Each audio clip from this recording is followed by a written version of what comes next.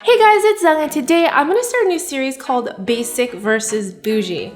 We're going to be making an avocado toast because you can't get more basic than that. Okay, so we all love an avocado toast.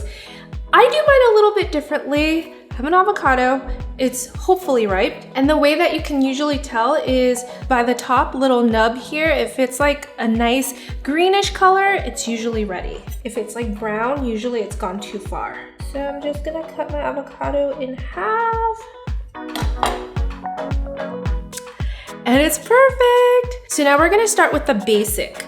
For my avocado toast, I really like to mash it, but you can always slice it. I'm gonna do that for the bougie version later. But this is the easiest and most delicious way to have avocado toast. Also, did you guys know that the healthiest part of the avocado is actually this dark green part right here with the carotenoids? So I always like to peel it rather than spoon it. Sometimes it's not that easy, but. So one of my favorite avocado toasts that's super simple that I ever had was at this place called Bluestone Lane in LA. For their avocado toast, they add a pepper called Aleppo pepper. I ended up getting some. You can use any chili flakes, chili oil, cayenne pepper, whatever chili you have. But this one just gives it a mild heat with a unique raisiny, salty flavor. I'm just gonna add a tiny little pinch because I don't like it too spicy. We're gonna add some lemon zest, a little bit of lemon juice to keep it from browning and just brighten everything up. Now with a fork, a spoon, or potato masher, just mash it all up. This is actually my tool of choice for mashing avocados. Keeps it nice and chunky. Now for the bread, I usually love getting like country bread, something thick and hearty. This one is from Tartine. Now I'm just gonna spread my mashed avocado right on top. Comment below and let me know if you're team mashed avocados or beautifully sliced avocados. I find this is a lot easier to eat, to be honest with you. And then I can like mash the flavors into it. Okay, so this looks good. Super basic, but I'm not done yet. I'm gonna drizzle a little bit of olive oil and a nice sprinkle of pink salt or kosher salt if you have it. And this is your basic avocado toast. Let's take a bite.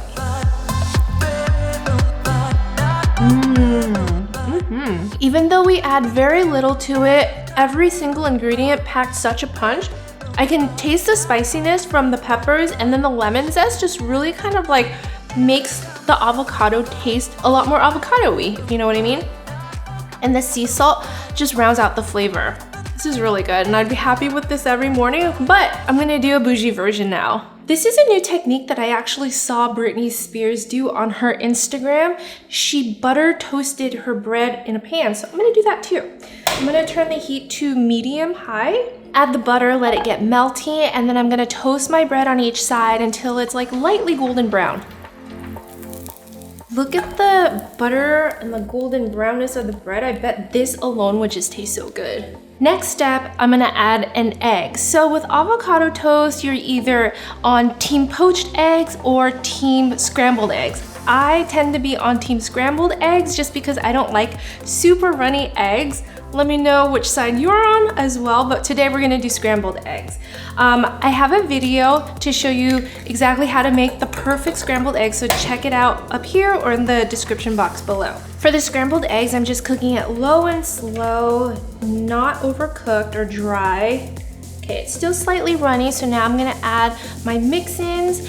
I like to use Boursin cheese, those are really good, but the store didn't have any, so I'm opting for herbed goat cheese, which is also really good, paired with an avocado toast.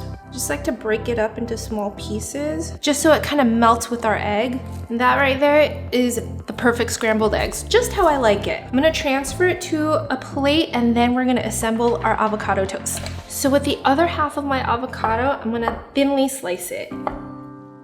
Gently push it over, fan it out. Woohoo!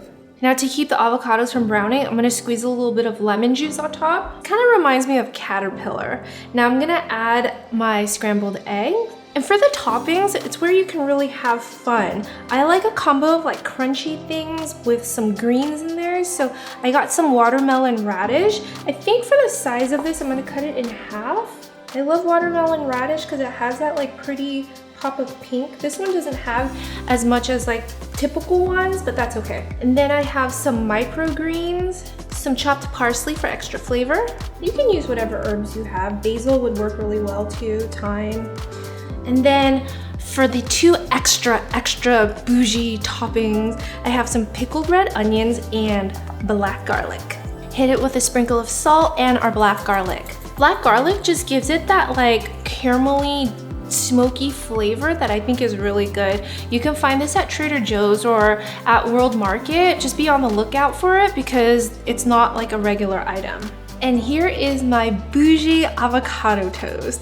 It looks like a work of art with so many colors, but I do feel like it's gonna be a little bit hard to eat. Let's give it a try.